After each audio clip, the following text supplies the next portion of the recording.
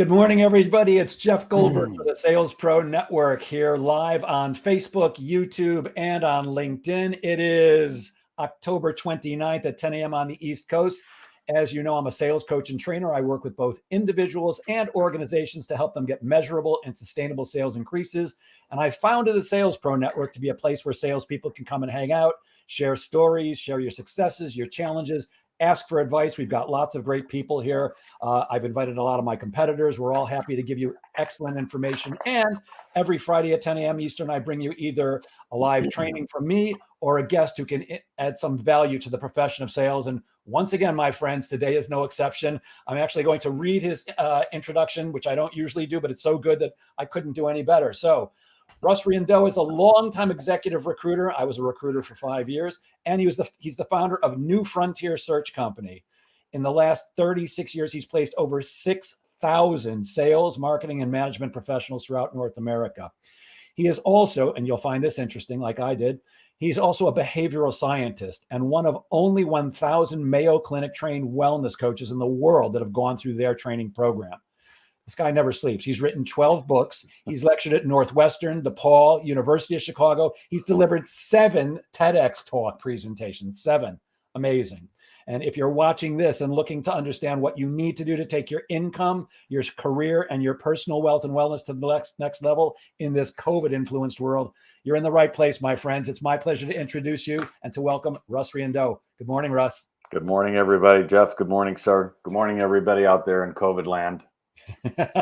Hey, Russ, your bio says you grew up in Chicago in the late 60s, and we've spoken briefly. I grew up in Chicago, too. How did the Chicago in the late 60s influence you?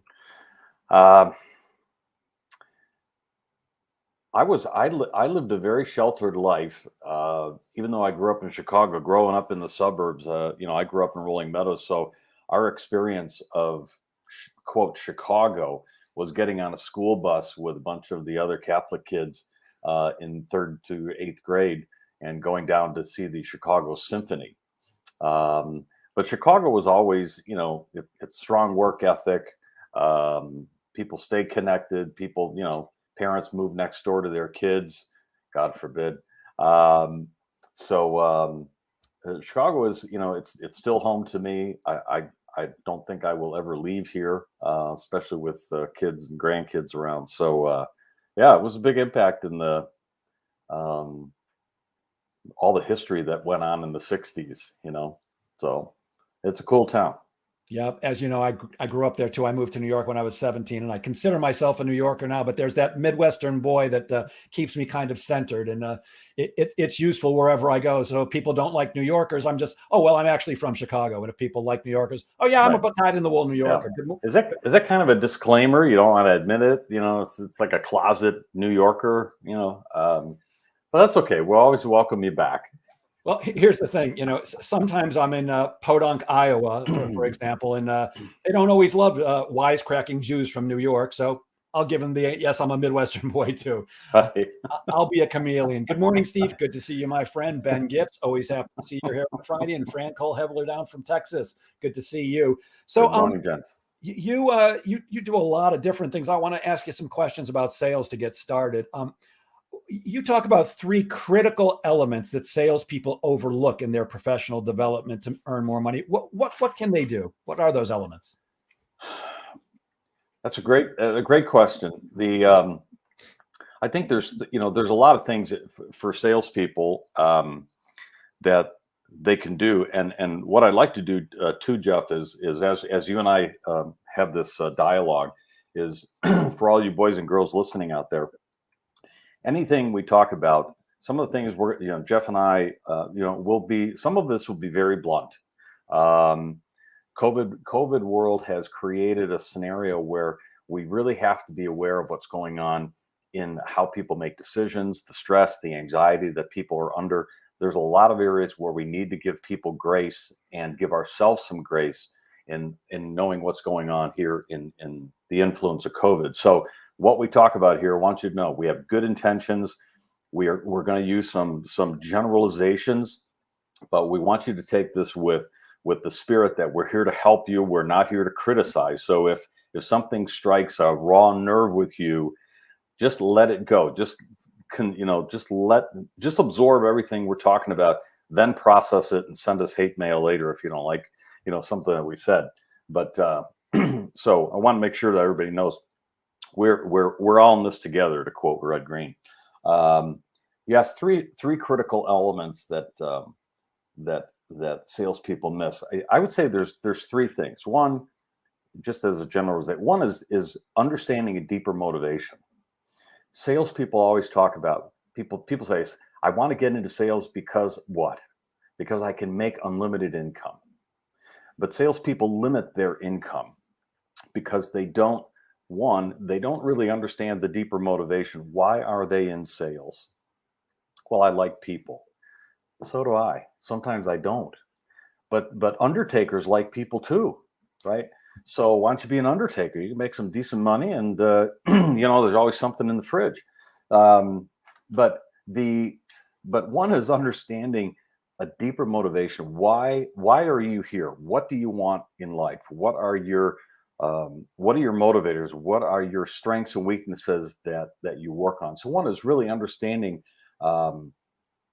what you're working for, right? Work is overrated. And if your whole identity, and this happens more with men than women, but if your whole identity is around what you do and how much money you make, you're going to be one sad puppy come the end of your work career when you get laid off and they send you off into the sunset. So one is understanding deeper motivation. Number two is goal setting.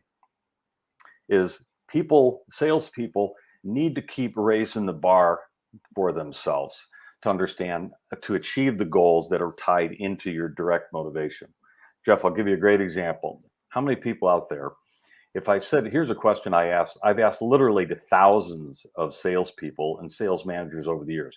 If I asked you the question, if you made $25,000 more next year, would your life change? What do you think most people say when I ask that question? If you made $25,000 more next year, would your life change? I'm guessing that most people say yes. Most people say no. They think about it. I'm going to ponder.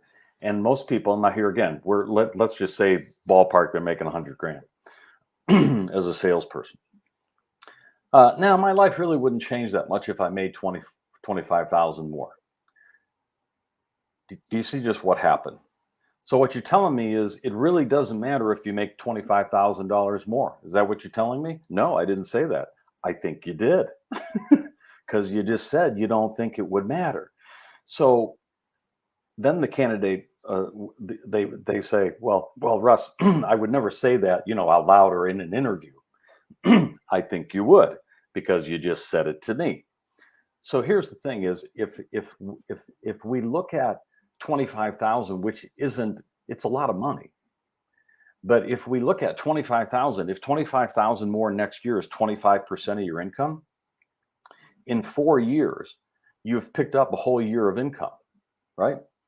So if you don't recognize that 25,000 leads to another 25,000, then we have to rechange our priorities, because there's something wrong. Because that 25,000 you make, forget taxes for a minute, but that 25,000 is going to multiply into 125,000.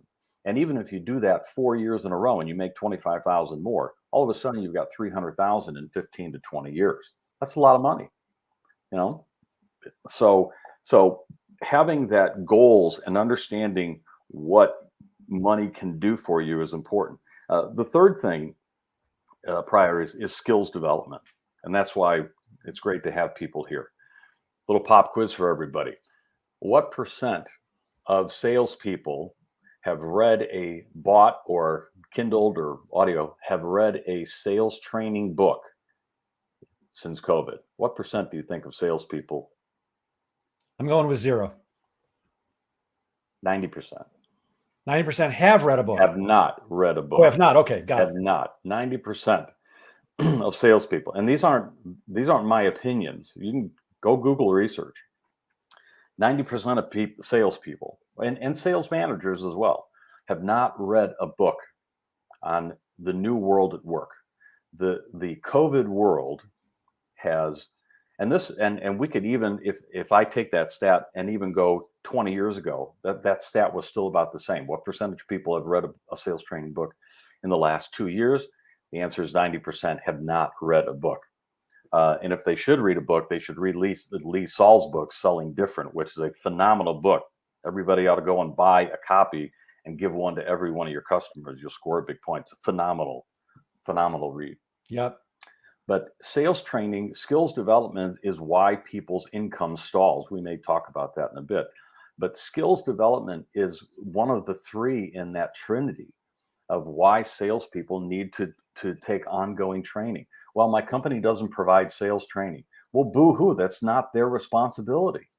It's your responsibility. It's Russ Inc. It's Jeff Inc. It's your income, your responsibility. So if you don't develop your skills, if you don't study your craft, you're not going to increase your income. You're going to stall and stagnate. Your skills atrophy. And what's going to happen? Your income's going to stagnate. And that's where some of that job change can occur as well, is if you're not developing those skills.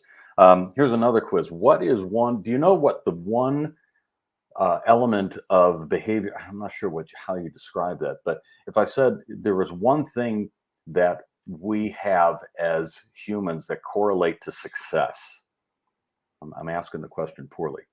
What's the one thing that we can influence that correlates to success? Our mindset, our belief in ourselves that we can be successful. That's important, yeah.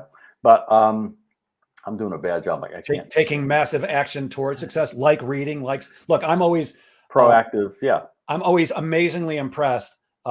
And this might sound self-serving, but when somebody hires me to be their personal sales coach, I'm like, yeah, baby, not only are you, helping me pay my mortgage and take care of my kids, but you're investing in yourself. Right. And that's so true. The old analogy, what's the Latin phrase? It's like, reduce ridicio. It's the Latin phrase that means reduced to ridiculous. So all you sales people out there understand that, right? The great example is, for only 10 cents a day, you can feed a starving kid somewhere in a third world country. For as little as a cup of coffee. Right. And we use that analogy in sales all the time. I use it working with clients, to create some things. But most people spend more on their Starbucks than they have in investing in their personal career. But the one thing that correlates to success, financial success, and overall business success is vocabulary. Now, I don't want to bamboozle your audience with a cacophony, Jeff, of all kinds of literary nomenclature. Far be it from me to come across as an erudite. Okay. What the hell did I just say? But vocabulary is the number one thing that will correlate to success. Unfortunately, most people's vocabulary starts to tap out at somewhere around 20. If you study vocabulary, I have a scrolling vocabulary words on my screensaver on my computer. So I just have scrolling words every day. I see all kinds of different words. But vocabulary is powerful, not because you're going to use all these words. There's working vocabulary, and then there's understanding vocabulary. The more words you understand, the easier it is for you to relax and pay attention to people. So if you want to do anything that is increase your vocabulary, and that is a correlation to success that a lot of people don't think about. So Brilliant. I don't know if that answered part of that question. Yeah, that's great. Yeah. I think the caution there from me would be that, yes, look, I'm a big fan of, being able to understand and speak well and learning and having a great vocabulary. But the danger is, don't try to dazzle your prospect with your brilliance. They're not impressed with it. Of course, you need to sound intelligent, but we can dazzle them with brilliance and lose them. Right. What I suggest is people want to have a real person-to-person conversation. But I'm with you 1,000,000%. Yeah. The other thing that came to me when you were talking about why do people go into sales, I hear this all the time. Well, I've had a gift for gab. Gift for gab. Me too. And look, the unlimited earning potential is a great reason to be in sales, because we really do have it. But if you're not investing in yourself, it's actually the numbers I heard, and I'm sure yours are more correct, is that the typical salesperson invests zero in themselves each year. Zero. Yeah, right. And part of that is, and this is interesting because the majority of salespeople, even though they don't study their craft, and admittedly they say, well, I haven't read a book. I learned by baptism by fire. I just got out there and worked hard, and well, that's the old school way of living. You can bypass all that by studying best practices, by being mentored, by finding people to do that. But the gift of gab, where people say, well, I like talking to people. Salespeople shouldn't like talking to people. Salespeople should like asking questions, because if you become a good questioner and you listen better, you're going to because a great question is better than an awesome answer. And if you don't ask the question, if you come in and just have oral diarrhea, or what I describe it as oratorical claustrophobia, fear of silence, is, if you notice, and we all can do this, think about people that that are successful in sales or sales management. The majority of those people that with exception, that make more money will be often a little more quiet, a little more introspective, very kind of provoking. They ask questions about you, and you may not know that much about them because they don't talk about themselves. They engage and ask people questions as soon as they get in the room. They ask questions. They know how to ask those questions. So that's a powerful, powerful tool, to ask. So when people say, I've got a gift for gab, like your point, or I love that communicating, there could be trouble in paradise. Yep, 100%. By the way, if you're watching this on the replay, please put replay into the comments. And if you have any questions for Dr. Russ, put them in the comments too. I'll get them right to him. So what's the difference? By the way, before I go on to my next question, I'm in 100% agreement. Look, I'm a professional speaker and trainer. I get paid to speak, but when I'm selling, I get paid to ask questions and listen. You and I and our friend Lee, we all agree. It's not about your brilliant pitch. It's not about your closing skills. It's about the ability to make friends with people, get them to like you and trust you, and then ask great questions and listen actively. I find so often salespeople will ask a question. The prospect is actually answering the question and telling them exactly what they need to know in order to help the prospect choose to do business with them, but they interrupt them. Right. It's crazy. Be a better listener, be a better question asker and a great listener. That's the key to selling. Yeah. So what do you find is the difference in how we sell in today's post-pandemic environment? What's changed? Yeah.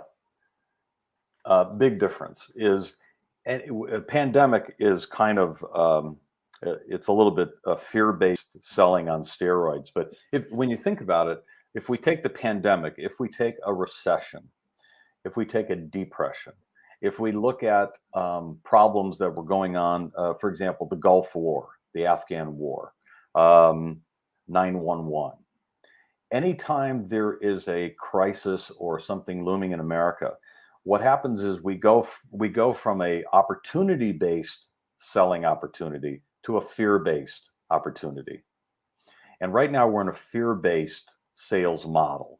I don't know if everybody would agree with that, but in essence, people are, our article in the Wall Street Journal Wednesday, can't decide. It could be pandemic stress. Very interesting article on Wall Street on Wednesday about how the pandemic is influencing our psychology and our inability to make decisions. And how that relates to what we're talking about is, in a fear-based economy, salespeople have to be aware that people are, fear of risk is stronger than the desire for gain. Fear of loss is stronger than the desire for gain. So salespeople that study this opportunity-based versus fear-based, they're able to adjust their questions. They're able to adjust their presentation.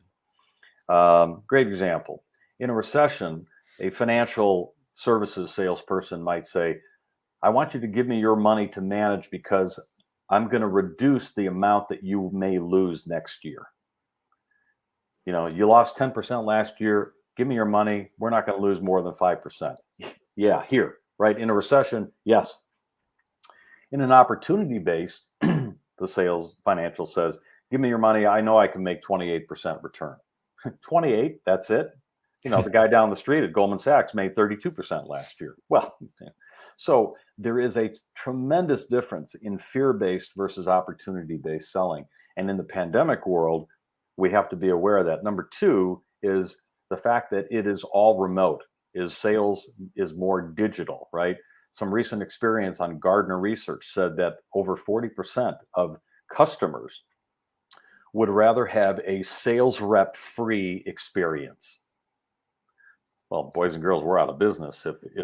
If you're old school and you say, you know, I like building relationships. Jeff, I like to get to know you. I want to, you know, that's a fallacy. You're not going to build relationships. If any of you are out there, if you use the term old school, right? We love that one. You know, Russ, I'm old school. I just like to meet people, slap them on the back. Well, it's going to be some kind of issue if you slap them or touch them at all. But if you claim that you are old school and you are good at building relationships and getting to know people, you've just admitted you're a dinosaur. So we have to be aware that today's digital space is you and I have to be good on Zoom. And yes, boys and girls, I am getting a new camera, by the way, because you think I'm in a dungeon somewhere compared to Jeff. But we have to be and have to practice and rehearse and train to sell more in a digital space, from PowerPoint presentations to Zoom calls to how we look online to making sure we have a haircut to making sure our hair is done, that no noise, there's no dogs barking. You know, if you have a cat sitting on your lap, don't ever call me to sell me something, okay? Because it's not going to happen. So we have to be very aware of the of how we sell in a fear-based economy, because people. Anybody been ghosted by anybody lately, right? So we have to be aware that people are buying, they're buying because of a specific need. They're not buying on emotion. They're overloaded with emotions. They're buying on practicality. Can you save me money, make my life easier, make something more relaxed? Focus on the critical benefits to that particular customer. What is the final benefit to the customer? I'm going to disagree with you on the relationship thing, though. Even virtually, I still take the time to get to know people a little bit at the beginning of a conversation. Yeah. Admittedly, it's much shorter than it is in face-to-face selling because you don't have that much time. But I am old school in some ways, but I've kept up over the years, over the last 50 years. And people still do business with people they like and trust, especially trust. Yeah. Of the two, the trust is much more important. And unless you've got what they want and they can't get it anywhere else, they're going to go out of their way to not do business with you unless they trust you. So there's got to be a little bit of that. Let's and I'm glad you brought that up. And I apologize because I was rather flippant with my comment about relationships. Let me approach it from another way. Is in terms of the traditional quote relationship building, there's a difference. Because we can look at it this way. And one of the things in Neil Rackham's book, Spin Selling, which, again, if you haven't read it, go and buy the book, you know.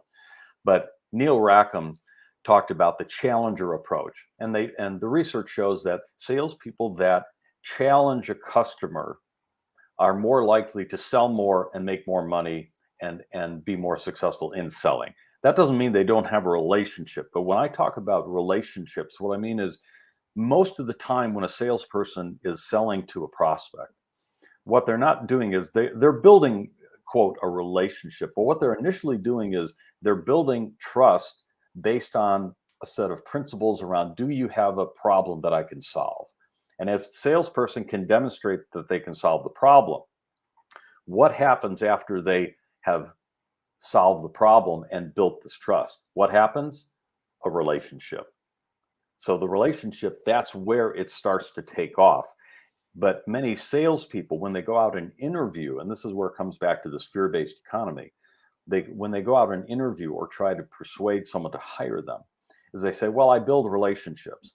And maybe that's a little bit of a naive approach. What we may want to say is, I build trust with clients, I find a value add, and as a result, the relationship is built. But what we do is we want to focus on customers that we can actually sell to. So focus on high value targets. rather than the low fruit. One of the things that I encourage people to do is if you're a smart sales rep, go after the high value targets. What do you do with the small value targets? What do you do with those? Give them to your competitors.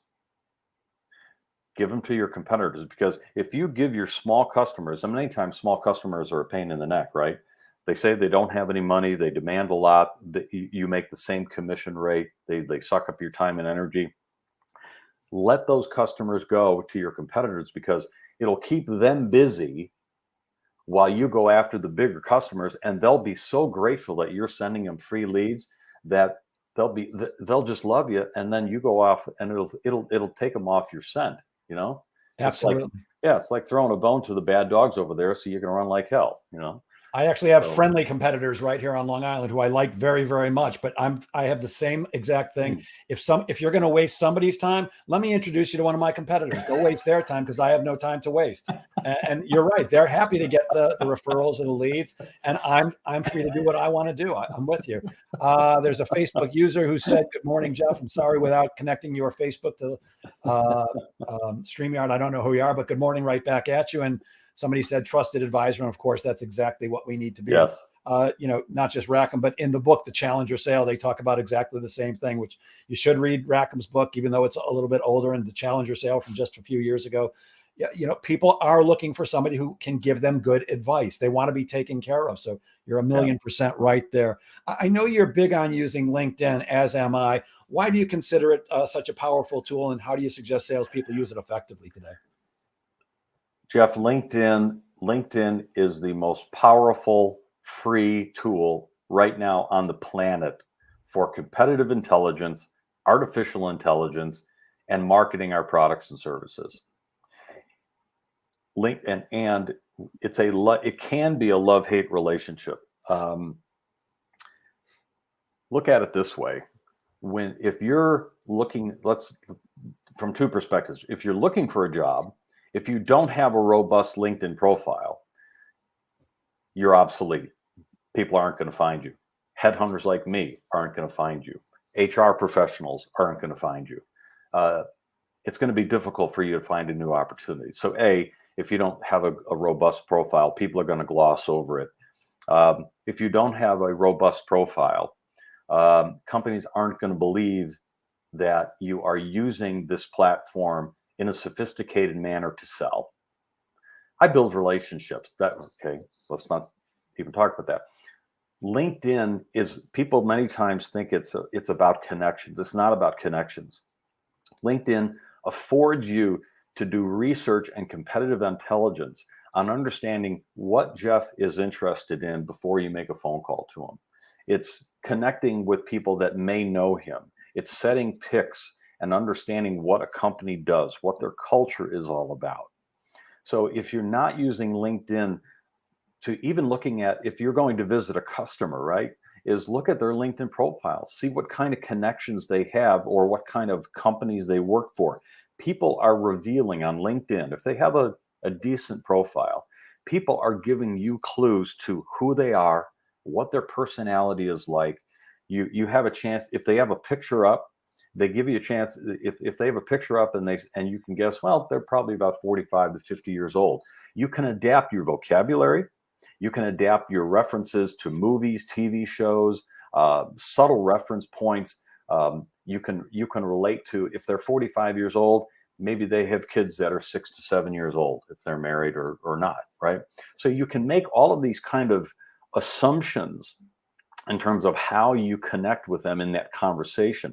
And LinkedIn, it's all right there. It's all right in front of your face. So one is that you can use it as an interview tool to make sure you look robust online. And number two is you can use it that it validates it validates who you are, so that when your customer now looks at your LinkedIn profile, they say, wow, I guess Russ and Jeff are who they say they are. I guess they are who I felt they were when we met or when we had a phone call. So your LinkedIn profile is your vision to the world. What the world looks at your LinkedIn profile and they're saying, so is this about as much as he's going to give me?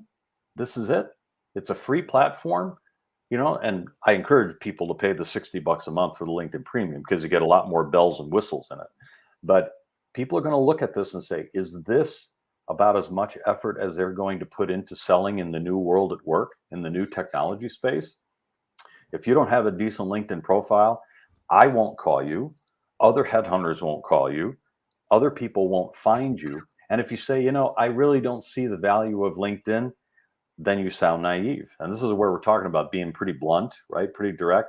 I guarantee you, if I have a candidate or someone says I'm looking for make a job change, if I look at that LinkedIn profile and it's not very robust, I will ask that candidate that you need to improve this if you don't know how to improve it. And here again, I do some coaching for people if they're ever interested. I do, resume, and I can coach people on that. But what I encourage people to do is your LinkedIn profile is either going to get you a better offer or it's going to sabotage your opportunities to get a job, and you're going to be looking for a long, long time. Yeah. So take LinkedIn very, very seriously. Complete agreement. Yeah. I guarantee you this: if you're going to try to sell me something, you bet I'm going to your profile before you and I have a conversation. And if I'm going to try to sell you something, I'm going on your profile Right. to learn as much as I possibly can about you. So, do you have any general tips? I mean, I'm no LinkedIn expert, but I certainly have worked with one. And some of the things I think are, let's have a professional picture up there. This is not Facebook. This is not you holding a fish. So have a professional picture. Have a good headline, that account executive, sales representative, that blows. Tell me how you help people, and then fill out your experience. And what I really look for are the recommendations. Yeah, a bunch of recommendations that are strong. That says something to me. It's interesting. Hold on, I didn't turn that off. What's interesting, Jeff, is for me, the recommendations, I don't put it, I personally don't put as much emphasis on the recommendations. But people that are looking for a new opportunity may want to do that. So there is some value there as well. But to your point, some of the key points on LinkedIn that you want to have is, if you're looking for it, if you're unemployed, your LinkedIn profile, you want to show if you're unemployed looking for a new job, your LinkedIn profile should focus on what your target audience is. So in essence, your LinkedIn profile, you should tailor your LinkedIn profile to attract the person that can write the job offer for you. So that would be a VP of sales, a president, a general manager, whatever. It's not a summary of your whereabouts since you were in preschool. It really should focus on the energy that you bring, the value that you bring to the marketplace. So you can't be all things to all people on LinkedIn. So your headline on your LinkedIn profile, under a good picture, sans the muskie that you're holding, that you caught up in Lake Winnebago, is a good professional picture. Make sure you have your phone number and your email address on your contact. People say, hey, get a hold of me. No phone number. Can't call you. Next guy. Make sure that you state, if you're looking for work, seeking a account manager, seeking a national account manager in a packaging industry, or be specific in what you want. In your about section, you have your summary section on LinkedIn. Instead of telling me, because many times people will say, they'll give us a summary, right? And it'll be generic, like, I am a proven visionary with exemplary experience and expert in negotiations, persuasion, and communication, right? We'll make this statement. And what it really is Russ's opinion of Russ. That's what it is. This is what I think I am. Someone could say, well, prove to me that you're an expert in this or that. You have prove to me that you have excellent communication skills. Instead of telling people what you are, if you're a sales professional, what do we talk about? Asking good questions. So in your about section, in your summary section, maybe consider asking questions. Are you looking for someone who has had success in selling in COVID environment? Are you looking for someone who has opened up 30 new companies in 20 days and 30 verticals? Are you looking for someone who has had over 56 hours of sales training in the last 5 years, right? Show them you're a sales rep. Ask the questions. You are now the answer to the question, and then the call to action. If you're looking for someone like this, call me right now. Here's my cell phone number. So Absolutely. great example, right? Another big thing too is making sure that in your summaries of your jobs, it shouldn't read like your resume. Create enough content, put some bullet points in there to ask people, like you could say, grew territory by 3 million over 2 years. Make people say, wow, how did you do that? Right? Don't tell me what you did. Make people ask you how you did that so you can have a conversation. The last part, which I think is important too, is joining groups.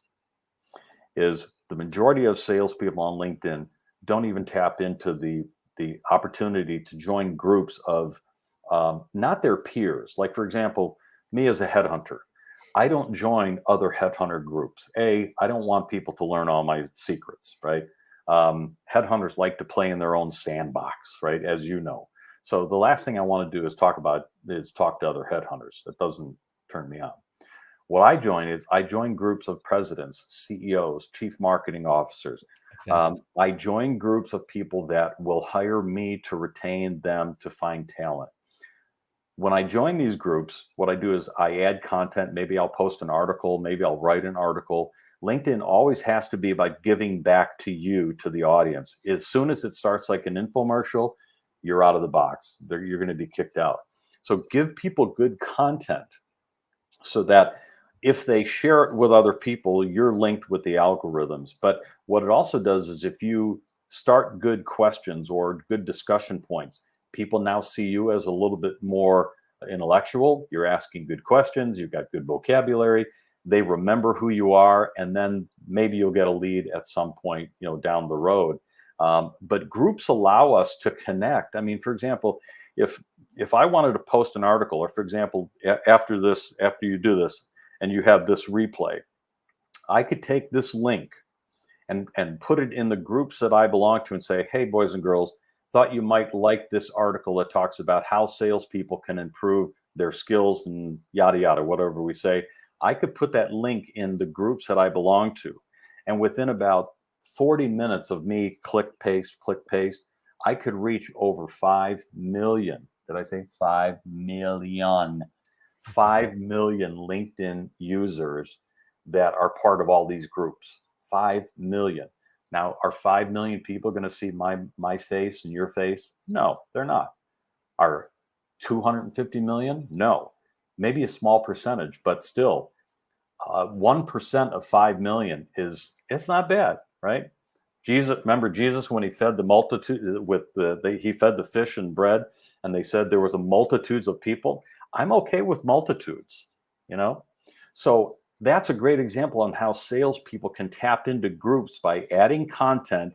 You become associated with a good story, and people remember you. And you can also link and connect with people in that group, saying, "Hey, maybe you're looking for someone." So that's if you're looking for a job. If you're not looking for a job, make sure that you join groups of maybe customers and vendors or suppliers. Understand, follow what are they talking about? What are the trends? What are the problems? What are the big issues going on that you can help them solve? That's where I find the groups to be fabulous for business development. Like you, I'm not in groups with other salespeople. I'm not in groups with other sales trainers. I'm in groups with CEOs, company presidents, and VPs of sales, because that's who buys my training services. And I simply look for the questions that they're asking. And if that's my area of expertise, I am generously giving them what I would normally charge them for, because there's no way in a paragraph of answering their question they're going to go, right, well, I guess I don't need to hire Jeff. And on a fairly regular basis, I will have somebody reach out to me and go, hey, I really liked your answer. Can we talk about you doing some work for my company? It's cheap. I mean, I don't have the paid version of LinkedIn like you. Yeah. I understand that Sales Navigator gives you all kinds of extended accessories, but I just don't need it. Giving generously, posting great content, answering people's questions, it really brings people to you. We're talking with Dr. Russ Riendeau. He's a behavioral scientist, and he is a professional headhunter who's placed thousands and thousands of people. You mentioned the phrase statute of limitations. What the heck does that mean? It sure sounds funny. It does sound funny, right? The statute of limitations is salespeople. Many times, salespeople, I guess everybody, but we'll beat up on our own tribe here for a minute. when we are in sales, we sometimes come up with excuses on why we weren't more successful. Why didn't we make more money? Why didn't we close more deals? The boss says, "Hey, did you close the Penske account?" I said, no, there was a problem. There was a recession or whatever. The statute of limitation basically says it's just the concept of stop blaming others and other things for your lack of success or achievement in something. And that's pretty blunt, but it's about accountability. It's about transparency. It's about accepting our strengths and weaknesses. Otherwise, we sound like a victim, right? When a salesperson calls me and says, well, I got laid off, my first question is, why did they lay you off and not someone else?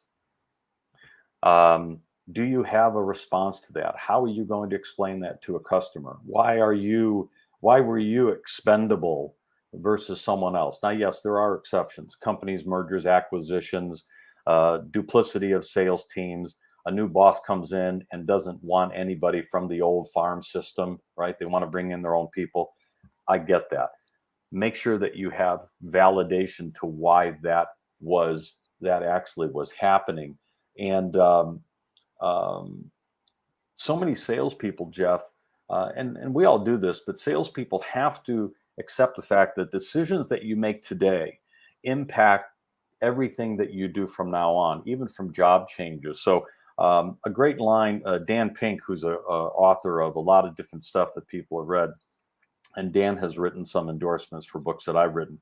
But one of the phrases he had in one of his books called Driven, I think it was Driven, was you can't talk your way out of the behavior that got you here, right?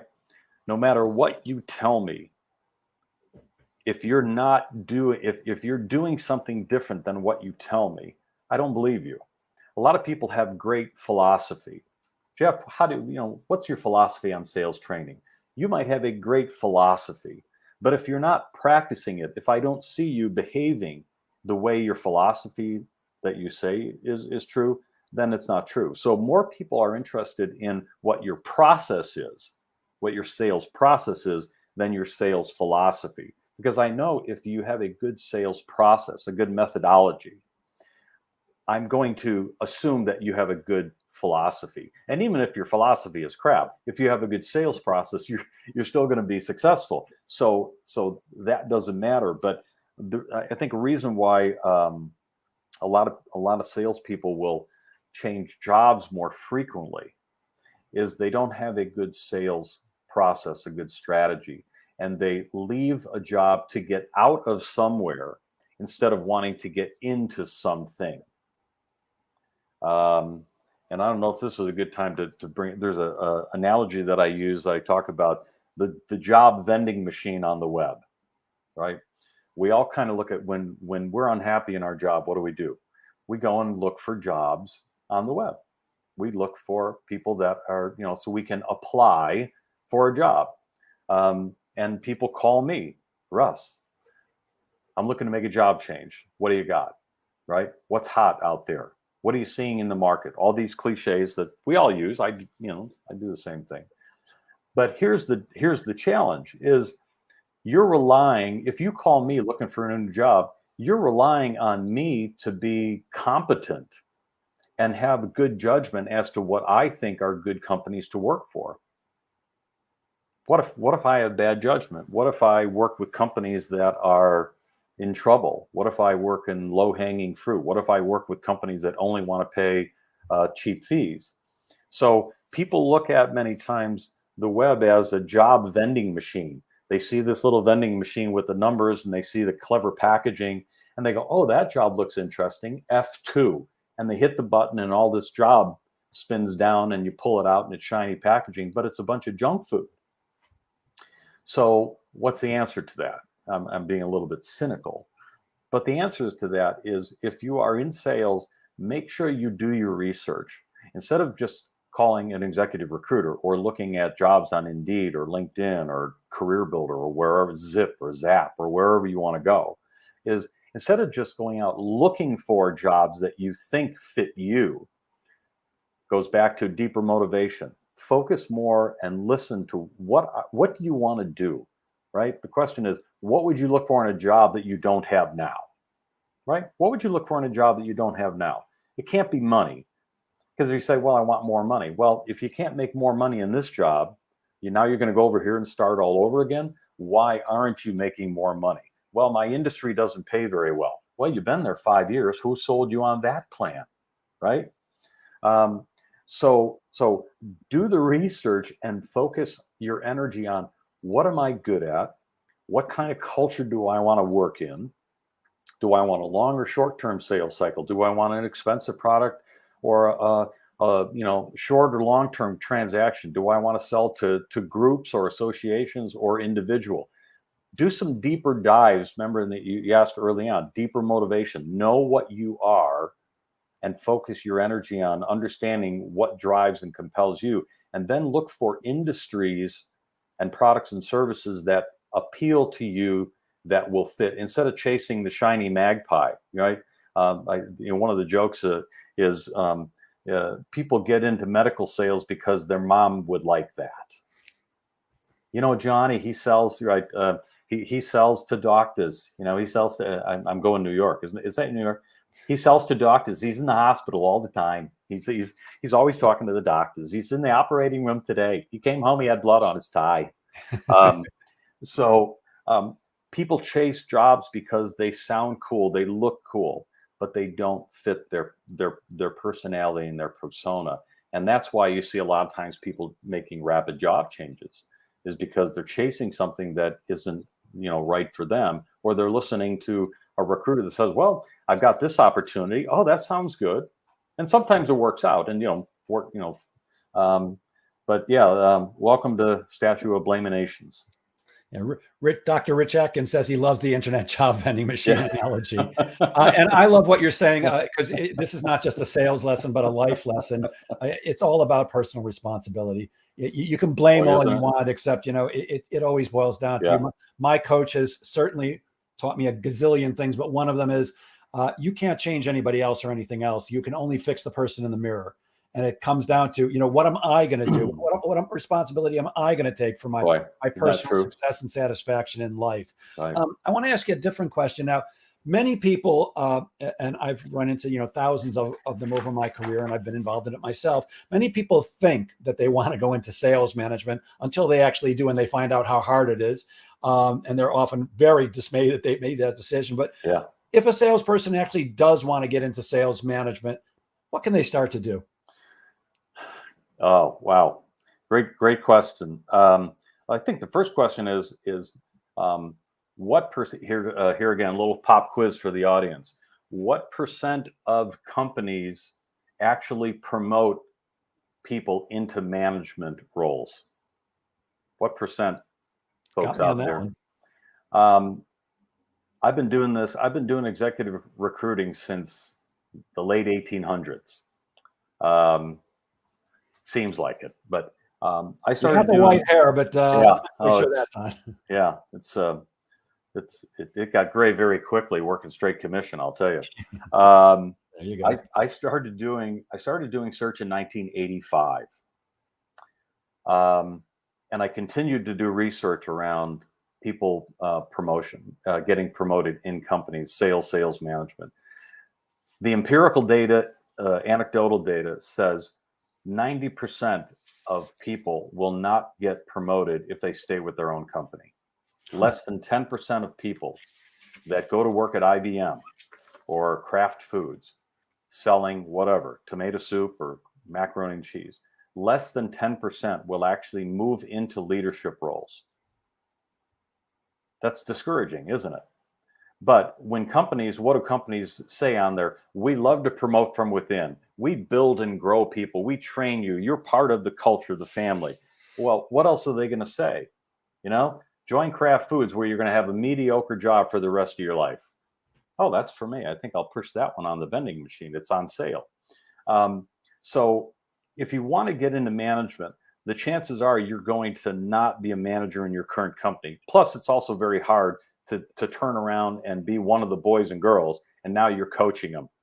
because now you know the dark secrets. You know what happened in the hotel lobby back in 1998 that people don't talk about. It's very difficult to manage your peers. So that's why head coaches are fired. How many times does this? When was the last time you saw in football an assistant coach take over when the head coach was fired? Never, because I don't watch football, but I'm guessing it's Right. low. Hockey, basketball, badminton, right? When was it? Rarely does the assistant coach take over for the head coach, right? Because they're not ready. But so when the head coach quits, the assistant coach quits and then goes and gets a head coach gig somewhere else. But the point is, if you want to be a manager, make sure that you want to be a manager for the right reasons. Does it sound good? Do you think that's the way you should go? But if you want to be a manager, make sure you start to study your craft. The line is, well, people say, well, I want to be a manager, but how can I get experience if no one will hire me? Well, it goes back to being proactive. What are you doing to prove to me that you want to be a manager? Are you going back to school to get your MBA or taking leadership courses? Are you volunteering to at your church or synagogue or wherever to lead a team? Are you doing things that demonstrate that you are trying to learn about being a leader? Have you ever led people before? Right? Are you willing to take the risks? Are you good at decision making? Are you reading books and webinars and TED Talks and watching Jeff? What are you doing to prove to me that you're a better risk to hire than the other guy down the street or the other girl down the street that wants this job? So you have to prove that you are working on your craft to want to be a manager. Otherwise, you're not going to be a manager. And if you're, some of the data out there also suggests that if a person's not a manager by 35, either they don't want to be a manager or they haven't really decided what they're willing to do to be a manager, right? There's a lot of people, like you and I, September 15th, 1985 was the last salary check that I got. I was in the home building industry. I left in September 15th, 1985, and I have never gotten a guaranteed salary. So every day, like you as an independent business owner, I wake up every day literally virtually unemployed, right? So as a sole proprietor doing recruiting, but I'm okay with that. I make a nice living. It affords me a nice lifestyle. I can be with the family. I can work on my health and make sure my wellness is good so I stay healthy. But there are risks that go with that, because if I go down, if I get an engine knock or I get a flat tire, I'm not generating income. But some people are very uncomfortable with that. I'm comfortable, like Jeff, you're comfortable with that as well. Some people don't have that appetite to want to do that. That's fine, right? Less than 1% of people actually go on to be entrepreneurs. But from a leadership standpoint, you really want to make sure that, are you doing it for the right reasons? Because management is hard work, right? It is hard work. And when they cut, that's the people they cut. They never cut the top sales reps. They make a lot of money. They're in Jamaica when they lay everybody off, right? Because the guy, the couple's in Jamaica celebrating that he won Salesman of the Year, right? And his boss gets laid off while he's out of town. So, sorry, you're going to have to let you go. So I don't know if that answered our question, but well, I think that often it sounds like a good thing. Oh, I want to become a sales manager because I'm going to make more money and work less hard, when it's actually, you're going to make less money than your top producers for sure. And you're going to work way hard. It's a very challenge. Look, I was very, very fortunate. I went to work for a company called Encyclopedia Britannica a million years ago. I became a top producer very, very quickly, only because, by the way, it wasn't that I was a genius salesperson. I listened to everything they told me to do and did exactly that. Their training was brilliant. And they came to me. My boss was the division manager. I had a branch manager, but the division manager came to me and said, look, I'm going to train you how to become a manager. I'm like, I don't know that I want to. He goes, yes, you do. And they had great training. And, it takes a certain type of person to be a manager. You have to truly be giving. You have to care about truly helping people. And, you do really, for me, the thing was always, I loved handing out big checks. I loved knowing that Yeah. I help somebody make. It's part of why I love the job that I do now. I love when somebody calls me up and says, I tried that thing and it worked and I closed a deal or I got a promotion. But if you're not coming from the right place, and if you're not willing to invest the time and learn how to do it, because to me, sales is one thing and sales management is completely the opposite. Right. So it can be a real challenge. And I think this is Dr. Rich who says sales management isn't sales, it's management. It's people skills, and it includes the function of training, leadership, coaching, and inspiring. I think that's Dr. Rich Atkins telling us that. Amen. Amen. We only Amen, have a little Atkins. bit of time left. Could you tell, I know you've written a bunch of them. Could you tell us about your book, Somewhere Past Gum Creek? Yeah. Well, there's a couple books that might be appropriate. So the most recent book I wrote is Somewhere Past Gum Creek, which is actually a book of poetry and prose. It also features a bunch of artwork that I've done. So I'm a curious guy, and if you don't look for fun things outside of work, you're going to kind of go nuts. So Gum Creek is it's a very reflective, introspective kind of book that if you've never read poetry, it might be interesting. There's some neuroscience behind it too that shows that reading poetry actually does help our overall wellness because of the science and the brain chemistry that changes. But another book that I wrote, which people might like for our sales kids here, is a book called The Big Swing, which is a book about leadership, sales, and success that I used the Chicago Cubs winning the World Series in 2016 as kind of the analogy for and a metaphor for business success. So that's a book that might help. And there's an audiobook for you guys that like to listen to audiobooks, a book that I wrote a few years ago called First Hide the Poison Arrows. And First Hide the Poison Arrows is a book all about how to ask good questions. So to our point about a good question and the title came from an analogy of African tribes that before the various tribes would get together to discuss differences and try to come to agreements, everybody would take their poison spears and one person would go and hide them in the woods so that in the event that it got a little bit heated, someone wasn't sticking them with a poison spear. So first you hide the poison arrows, then you have the discussion. Okay. So you can find those on Amazon. So yeah, Jeff, I appreciate you bringing that up. And if anybody has any questions around, resumes or LinkedIn coaching, if you're looking for a job, or if you're a sales rep and you want to take it up a notch and you want to understand that, you can certainly talk to me. Jeff is the guy to talk to for sales training. That's where his energy is at.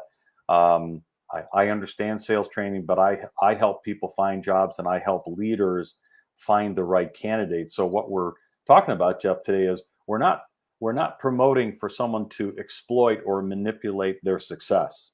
You have to be able to document good success. So it's one thing to say, I have a good vocabulary or I study vocabulary, but can you prove that you're actually doing the work, right? Show your work.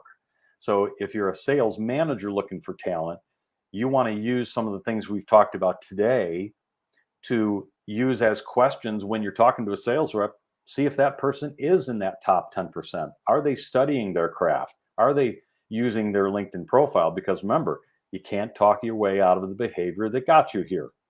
It's analogous to, remember the old joke, the sales rep dies suddenly and everybody's at his wake. And they're all looking around, they're talking, and and someone finally says, he looks pretty good. He's in the casket. What killed him? And someone says, I think he had North Dakota and part of Montana. Okay. So, we have to be very aware of what is going on in our lives in terms of how we treat our career, how we invest in our career, what kind of time and effort we put in to our career every day. Sometimes it's tough to get home, put the kids to bed, or do whatever you got to do. Go to the club, work out, have something to eat, catch a little CNN, and hold on, I didn't hit the button, and catch a little CNN, and you go, no, I got to get to bed. I'm beat. It's hard to say, no, I've got an hour's worth of professional development study, or I'm going to watch a Jeff video or a TED talk, or read a sales training book or whatever. I get that it's tough. The option is if you don't do that, your income's going to stagnate, right? And you're going to have a problem. One thing to do is, for all you folks out there, you want to do a little interesting write a graph, do a graph of your income over the last 8 years, right? Draw the chart and put money on the top, time on the bottom, and chart your W-2 and see, does it look like Mount Everest? Does it look like a hockey stick? Is it flatlining? And look at that. And when you see what your income is doing, if you see a visual picture of your W-2 income, you look at that and say, what am I doing that I should be doing to increase my income? You can't blame anybody else. It's your brain that you're using. So do that graph, and that's a good motivator sometimes to say, that's kind of ticking me off, right? Yeah, absolutely. And what I suggest, Russ, is just like everything else, schedule that personal development time, put it on your calendar. Otherwise, it's one of those things that, yeah, I know I should read a book, or I know I should go to the gym. Put it on. I put everything on my calendar. That way it has a better shot of getting it done. By the way, I did catch the Poison Arrow title when I was on your website. And I loved it. And if you guys are not already impressed enough with Russ, please go check out his website. Rock albums. He's a guitarist. Your painting. I'm not a great art guy. I like what I like. I like Keith Haring, but I loved your stuff. I saw you drawing, doing live art in front of people. Very, very cool. I can't thank you enough for your time today. It's really been a pleasure speaking with you. Any last words? No, Jeff, I appreciate you having me. And if anybody has any questions, send me an email, connect with me on LinkedIn. Glad to talk with you about any questions you may have. And I will continue to encourage everybody out there, Jeff, is find motivation for something other than work. And here again, I got a little bit of gray hair, so I'm at a different stage in life where work will eventually change and shift. So find things outside of your world in terms of family and hobbies and wellness. Find things that motivate you to generate more income, find more free time, and build your wealth. Because if you build your world just on your work, you're going to get to be 55 years old, and you're going to be pissed off that you didn't do more planning ahead of time. So find that passion and motivation. Sometimes it's not the job that is boring. It's you haven't found something compelling enough to spend your money on. And that's what I do with music and art and writing. So I appreciate you having me on, Jeff, today. And hope everybody has a great week and a great holiday, and keep selling. And for all you guys and girls that have Montana and South Dakota, I can't help you. I'm sharing my screen. Would you like to just share with people the best way to reach you? Best way to reach me is my cell phone number, and that email will work, and russriendeau@gmail.com. It's on my LinkedIn profile as well as my phone number. There's a bunch of articles on there as well that you can read for free. So appreciate you having me, Jeff. It's great as always. Hope everybody has a great holiday too. And I thank you for generously sharing your brilliance with us, and thank you to Lee Salz for introducing the two of us. And I'll end as I always do. Guys, please remember that sales is a game of making things happen. So get out there and make sales happen. Have a happy Halloween and a great weekend, everyone. Thanks, Russ. Be well. Stay safe.